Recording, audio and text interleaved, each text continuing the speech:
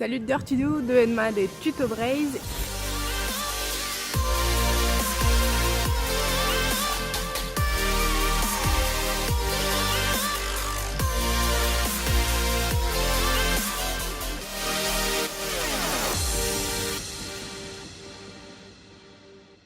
Irio emaomp e pimpon perak, rageo, un tom braise gant arvo genou a tout neue, eziom davel irio arvogen brassa a zo e braise, ini a roe arzur meurzin hag a vefe c'hoad amont. Neue andra genta meus grede o kaout ur garten evit non pas bez a regolet.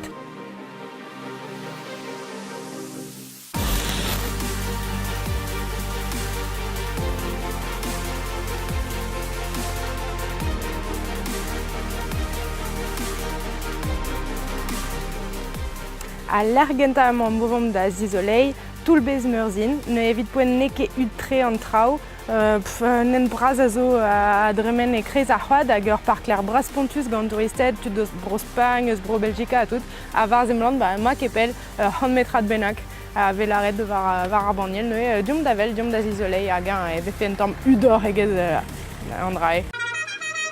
Adrandin e tout bez meurzin, un den an avet mat gant an ol e breiz, un den ud an enchanter, hag amañ e koad breselian ebe piket e galon gant koriganez Viviane, an e I a oa ken amor rougen gantan, neus on oa c'hoant tout trap anean e a daviken, evit beza e kichen dei.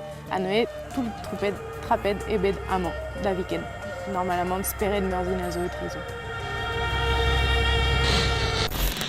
C'est une un drap bien a war, gant trimain en eil ouz kichen egile. Hag sanset a rog un drap braz deg metra da tout gant dol menou braz pontus, mais vraiment bon un tom bien hag neke dreiz suspen kichen an ent. Bon, neke utre, galara beza amañ, evel hal beza e l'er hal quoi.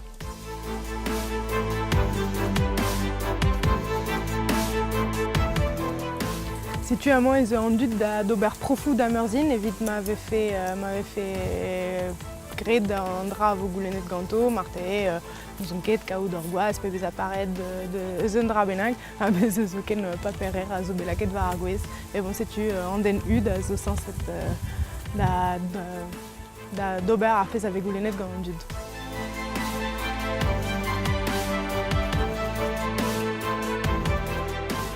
Funten ar yaouank ki setu evit an eil dra ave dizoloet amañ e koad breselian, ne amañ sanset e oa koriganez Viviane o en emo hi, bemde evit bez a brav a yaouank da viken, me ar pez meus kavet me e oa arok l'er e deiz gwelian, e l'er m'ave fait an druizet do lakad onoioù war kaier braz, are a oa ganet pad ar bloaz. Me bez e oa tud a oa gant dale hag a zigase o vugale d'ar bloaz war l'er, ha neue setu skrivet e oa beganet d'ar bloaz man, neue ur bloaz yaou ankor, eget ma oa.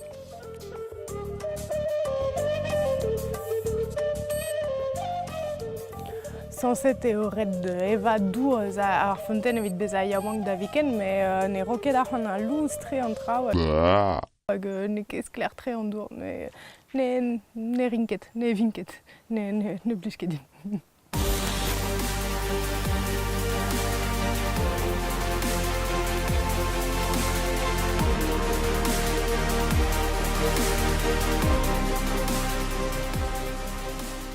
An dud a gred ur bern trao bez setu evel amañ, tud a lag reier war reier, nouzon ket tre perak da evit gwir, a goulet meus un den hag a oa gant un tamm mein eus tout bez meurzin barz ar chakod, hag kemet neus bloavechou zo a setu. Bez eus c'hoaz barz ar chakod evit kaout chans quoi, hag evit kaout un tamm protection, gant meurzin, farsuze meus tra.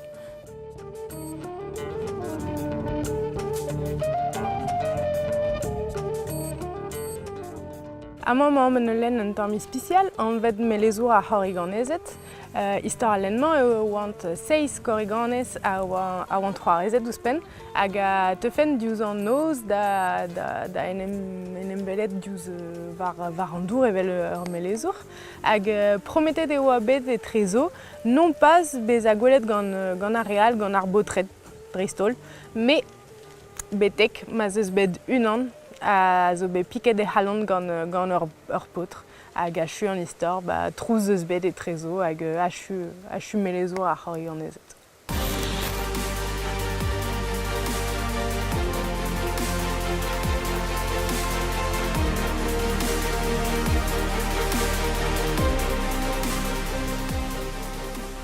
Kemeret meus a hartan evit chanchler un tamik bien, bras pontuz a c'hoad ne e c'halanket ober tout kalz a traoù zo davel, me ar pez me ferran gwelet me eo traoù ep don endro, ne e valsan retour, sanset, ez o vont da glask an dorioù, an traoù.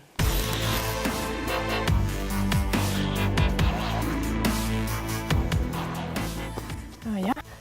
Un traoù, ne red e pingat, evit mont davel anezhañ. Ne ket splant breiz, ne ket tout, me red ober sport un tamm. Tomm eo ouzhpenn eus kuizon. Me bon, dam sonj ar zel a vo brav eus. Me deomp dezhi, allez!